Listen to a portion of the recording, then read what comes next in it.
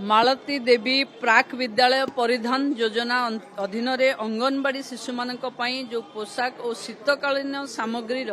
मूल्य रे वृद्धि होती बालक मानकर यूनिफॉर्म जोटा आम 100 टंका दौलू एवं 175 टंका दबू बालिका मानकर यूनिफॉर्म जोटा 150 टंका थिला सेटा 225 टंका दबू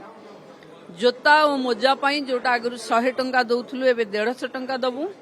स्वेटर जोटा 150 टंका दौलू ताको 200 टंका दबू एबेठू ही लागू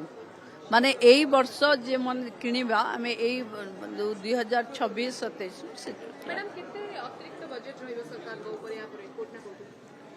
एथिरे प्राय हमें जो 26-27